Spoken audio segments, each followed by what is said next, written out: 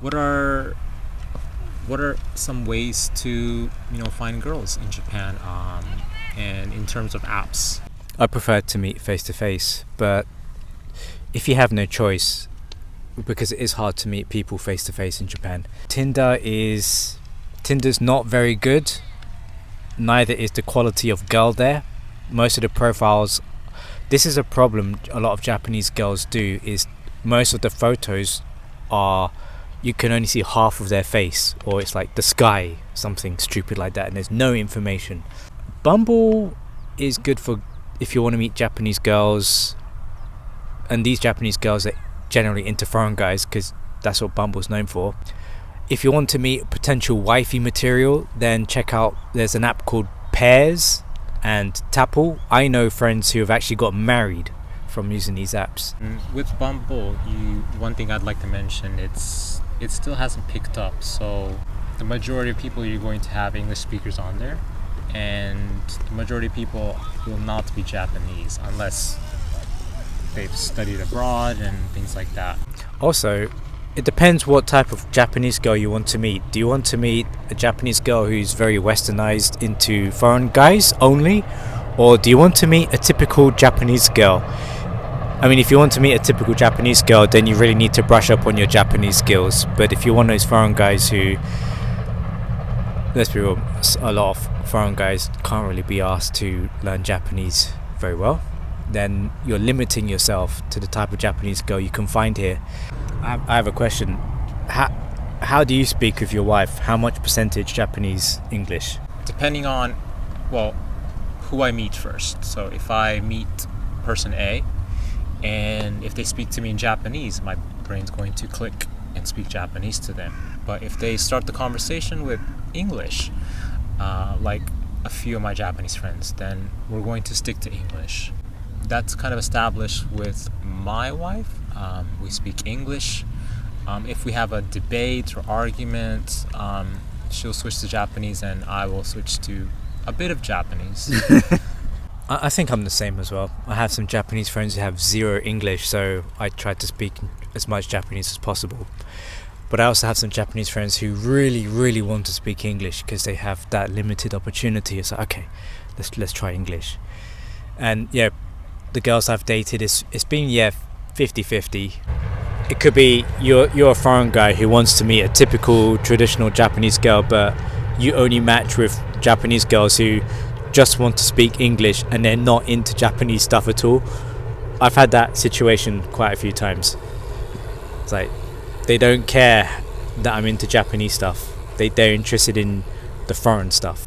Going out on dates. So again, on social media, on Reddit, numerous foreigners asking questions. What should I do on a first date? How much money should I spend? Where should I go? So Mark, could you tell me the best and the worst of dating in Japan? I think the best thing about Japan is that you don't need to spend a lot of money.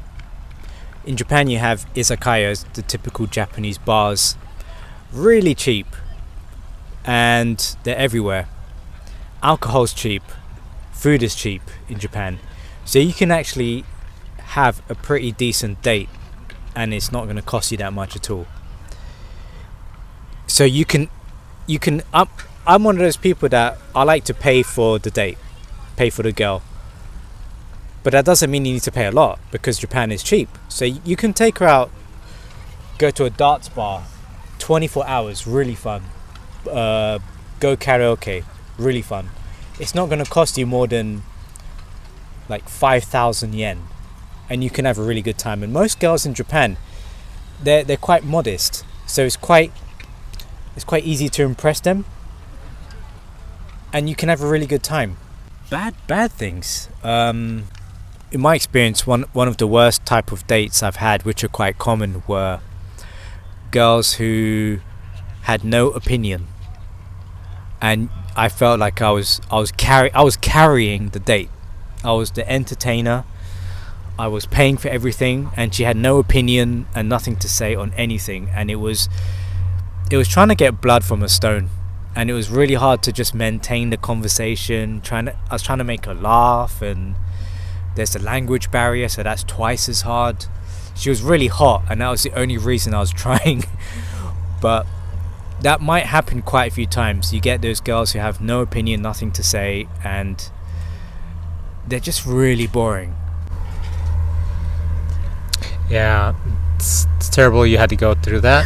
Yeah, similar to Mark's. I was trying to get questions out from her, but they were very short answers. So I think, to me, it didn't seem fair where I had to elaborate on my answers and my activities, things like that, but just getting short responses in return. So I would say those would be the worst dates you could experience in Japan.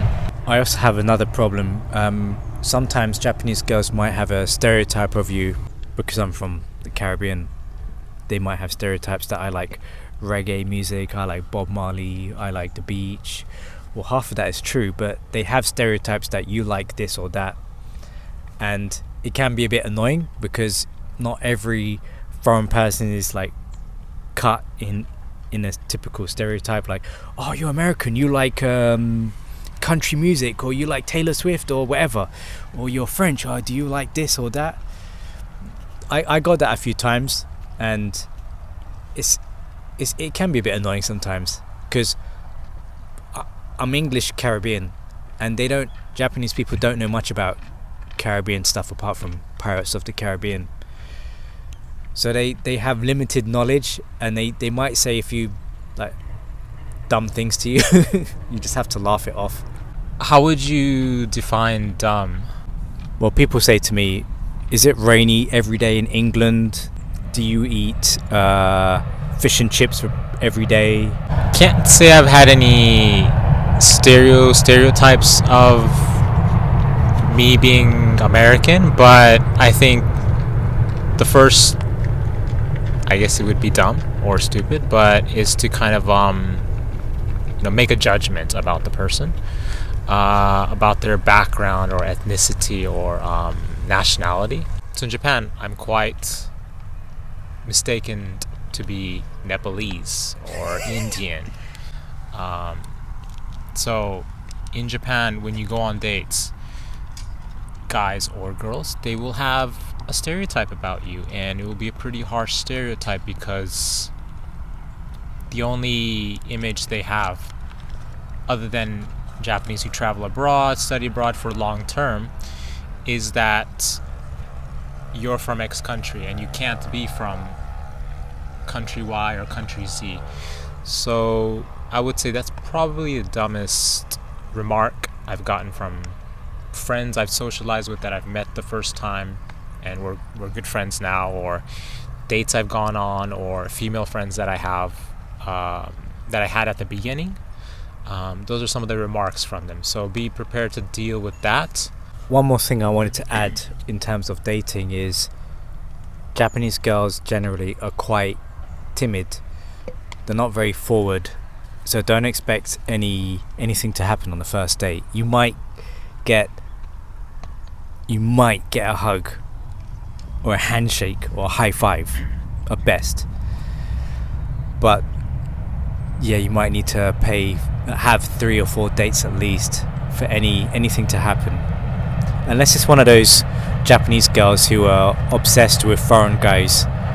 Then they'll be down to have fun day one, but you don't want to date a girl like that. I know guys in Japan, and they were down to have fun on the first date, like obsessed with foreign guys, and he had to do minimal effort. In fact, he turned her down. Well, there you have it. So in terms of dating, you have your have fun right from the get-go, or gradually make progress with person A, person B. Yeah, which is the majority. So I would say the majority of them would be that, but also you have your gaijin hunters. So be cautious of that, and as long as you know what you're getting yourself into, everything should be